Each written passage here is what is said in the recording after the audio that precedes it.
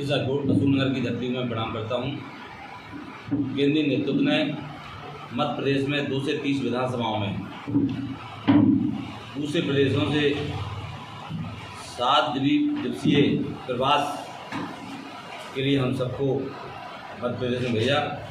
मुझे अशोकनगर की 32 विधानसभा क्षेत्र की जिम्मेदारी 7 दिन प्रवास करके यहीं रहना था और 7 दिनों में प्रत्येक दिन अपने कार्यकर्ताओं की बैठक के साथ, मंडलों की बैठक के साथ संगठन को मजबूत करने का पार्टी की ओर से निर्देश था। वैसे मैं सौभाग्यशाली हूँ कि मध्य प्रदेश का संगठन भारतीय जनता पार्टी में भारत में नंबर 1 एक संगठन है और भारतीय जनता पार्टी का गांव-गांव तक भारतीय जनता पार्टी की कार्यकर्ता है। मैं 20 तारीख को सुबह भारतीय जनता पार्टी अशोकनगर की प्रथम बैठक हमारे विधानसभा संचालन टीम के साथ शुरुआत हुई। इसी तरह आईटी सेल, सोशल मीडिया, जनप्रतिनिधियों, संपर्क से समर्थन और कार्यकर्ताओं के बीच में जाना, पुराने कार्यकर्ताओं से संपर्क करना, दूसरे दलों के सम्मानित नेताओं से मिलना, हमारी इन बैठकों के माध्यम से प्रत्येक दिन के कार्यक्रम तय थे। मैं लगातार 2 दिन अशोक नगर में, उसके बाद साड़ौरा मंडल, उसके बाद अशोकनगर मंडल, अशोकनगर ग्रामीण, उसके बाद राजपुर मंडल, उसके बाद कचनार मंडल में मैंने लगातार प्रत्येक दिन सुबह 10 बजे से लेकर और शाम 8 बजे तक जो केंद्रीय नेतृत्व का योजनाबद्ध तरीके से कहाँ लंच करना है, कहाँ बूथों की बैठक लेनी है, कहाँ शक्ति केंद्र की बैठक लेनी है, कहाँ मंडल के पदाधिकारियों की बैठक लेनी है, कहाँ मंडल के पूर्व मंडल तक के साथ बैठना है, कहाँ जनप्रतिनिधियों के साथ अलग अलग स्थानों पर बैठना है। जहाँ मध्य प्रदेश के यशस्वी मुख्यमंत्री ने किसी तीर्थ स्थल को सम्मानित किया गया हो, तीर्थ स्थल को सुंदरीकरण किया गया हो, उन सब जगह मुझे केंद्रीय नेतृत्व के योजनानुसार जाना था।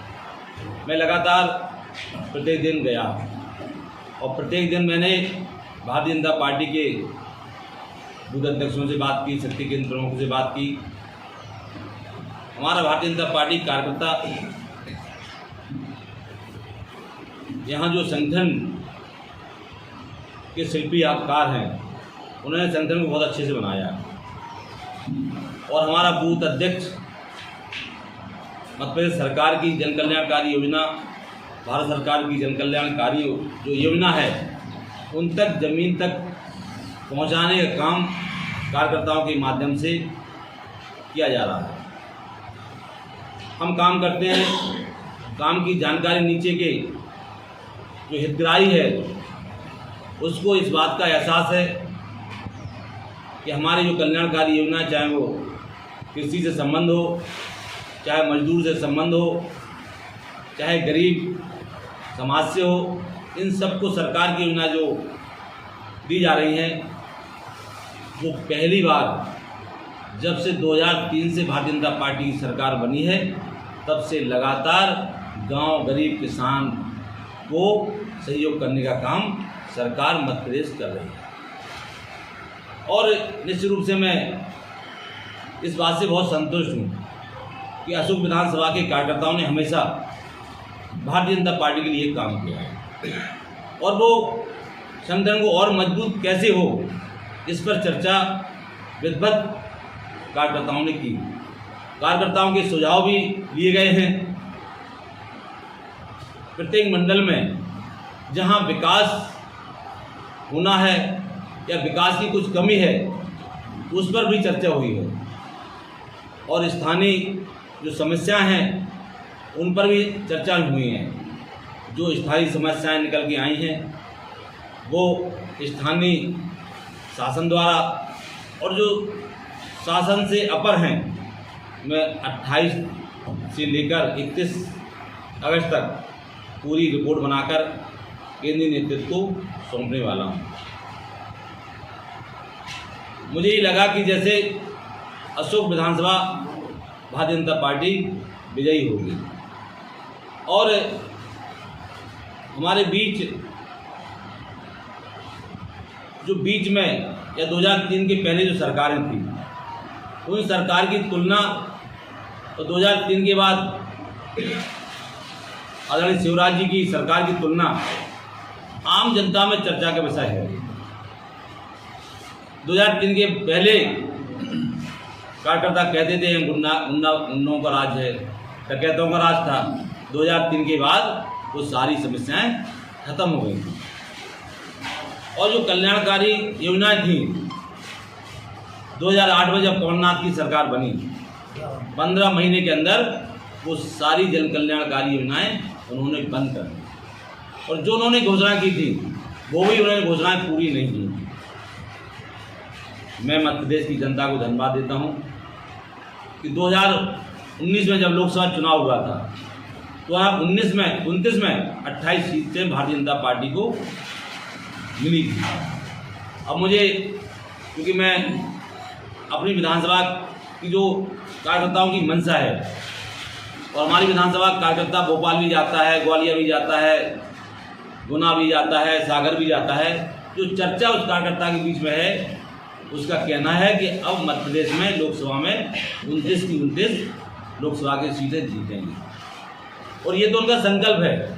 जब भारतीय जनता पार्टी कार्यकर्ता संकल्प लेता है तो पूरा करता है। उसका संकल्प है कि 2023 में मध्य प्रदेश की भारतीय जनता पार्टी की सरकार बनेगी, और अशोकनगर से भारतीय जनता पार्टी का विधायक बनाए गए, ये कार्यकर्ता ने आश्वासन दिया। 7 दिन के इस प्रवास के कार्यक्रम में जो प्यार और स्नेह आप सबके माध्यम से मिला, निश्चित रूप से मैं आप सबका इस अशोकनगर विधानसभा वासियों का बहुत बहुत धन्यवाद देता हूं कि उन्होंने हमारे विधानसभा के प्रभारी मुकेश कलावत जी, सचिन चौधरी जी, मनोज शर्मा जी, और हमारे दीपक डॉक्टर हरी जी ने जो सहयोग किया उसके लिए मैं धन्यवाद देता हूँ। और 7 दिन के बाद आज मोदी मन की बात के बाद एक लाली बहन का योजना का हितग्राही का कार्यक्रम के बाद मुझे निश्चित आज ही पत्रकार वार्ता करनी है। आज के बाद मैं 7 दिन मेरे पूरे हो जाएंगे और मैं अपने उत्तर प्रदेश और विधानसभा में चला जाऊंगा। आप सब इस पत्रकारिता में शामिल होंगे। आदरणीय श्री ओम प्रकाश रघुवंशी जी, संतोष शर्मा जी, नीरज जैन जी, आशीष मालवी जी, अरविंद जैन जी, प्रमोद शर्मा जी, विक्की उपाध्याय जी, सीताराम लोधी जी, अजय शर्मा जी, अनिल रघुवंशी जी, हितेन भदौलिया जी, विकास सोनी जी, सचिन शर्मा जी, और भी अभी जो हमारे पत्रकार साथी आए हैं, त्यागी जी, निश्चित रूप से मैं आपका सबका ऋणी हूँ कि आप इस पत्रकारिता में आए, आपने अशोकनगर विधानसभा की बात को सुना। धन्यवाद। जैसे आपका 7 दिन का प्रवास रहा, तो इस प्रवास के दौरान आपकी जो रिपोर्ट है वो आप केंद्रीय नेतृत्व को सौंपेंगे, केंद्रीय नेतृत्व को रिपोर्ट सौंपेंगे। इन 7 दिनों में विकास की जो बात की जाती है, कल्पना की जाती है, तो आपको विधानसभा अशोकनगर में किस तरीके का विकास मिल रहा है? अशोकनगर में जो 45% SC वर्ग की आबादी है, किसी भी गांव में गया, कोई गांव ऐसा नहीं है जहां प्रधानमंत्री आवास नहीं मिला हो। कोई गांव ऐसा नहीं है जो उज्ज्वला योजना का कनेक्शन उसको ना मिला हो। कोई गांव ऐसा नहीं है जहां किसान सम्मान निधि न मिली हो। कोई गांव की सड़क ऐसी नहीं है जहां गांव तक सड़क ना पहुंची हो। हाँ, कुछ मंजरे 1 आध 2 हो सकते हैं, जो इस बैठक के माध्यम से कुछ हमको बताया गया कि कहीं कहीं सड़क नहीं है, लेकिन बहुत एक आध पॉइंट जगह है। तो मैं तो ये कहूँगा कि अशोकनगर में विकास 80% है, 20% विकास बाकी है। निश्चित रूप से आने वाले समय में किसानों की जो समस्या है, उनको सिंचाई के कुछ बड़े बड़े तालाबों की ज़रूरत है। कहीं कहीं बिजली विभाग द्वारा ट्रांसफार्मर में कमी है। तो ये मूलभूत समस्याएं गांव की आम जनता को अभी कम है, वो भी इस रिपोर्ट में मैंने उनको लिखा है और केंद्रीय नेतृत्व को सौंपूंगा। बताइए कि एक सवाल और है कि इस बार ऐसी क्या जरूरत पड़ी, पूर्व में विधानसभा चुनाव होते रहे और लगातार भाजपा भी चुनाव लड़ती है, लेकिन इस बार जिस तरीके से भाजपा पूरा प्लान करके चुनाव लड़ रही है, आपको 7 दिन के लिए, आपके अलावा मतलब पूरे प्रदेश भर में इस तरीके से यूपी और अन्य जो प्रदेश है वहाँ से विधायकों को बुलाया गया है, क्या इस बार ऐसा लगता है कि बीजेपी को कहीं ना कहीं डर सता रहा है कि इस बार वो कमजोर स्थिति में? भारतीय जनता पार्टी हमेशा नए प्रयोग करती है। भारतीय जनता पार्टी 1925 डॉक्टर हरिद्वार की पाठशाला से निकलकर नए प्रयोग करती होती है। अटल जी की सरकार थी तो उन्होंने पोखरण का प्रयोग किया था। आज मोदी की सरकार है, त्रिचंद्रयान का प्रयोग किया है। और हमेशा हर चुनाव में बाहर के लोग आदान प्रदान होते हैं। पिछली बार जब चुनाव हुआ था तो मैं मुरैना में रुस्तम सिंह वहाँ से प्रत्याशी थे, वहाँ चुनाव में था। सांसद का चुनाव हुआ तो नरेंद्र तोमर मुरैना से लोकसभा लड़े, वहाँ था। तो हमेशा ही भारतीय जनता पार्टी के जिस प्रदेश में कार्यकर्ता खाली रहता है, जहाँ चुनाव होता है, वहाँ प्रवास करता ही है। बेटा कि आपने बोला कि तमाम जो योजनाएं यहाँ पर चल रही हैं उनका क्रियान्वयन बहुत अच्छा हो रहा है, साथ में आपने ये भी बोला है कि कुछ समस्याएं भी सामने आई हैं। तो वो कौन सी समस्याएं जो आपके सामने आई हैं? जब से देश आज़ाद हुआ है, जब से देश बना था, तब से काम कभी पूरा नहीं हो पाया। अनवरत काम चलता रहता है, आबादी बढ़ती रहती है। जब आबादी बढ़ेगी तो विकास भी बढ़ेगा।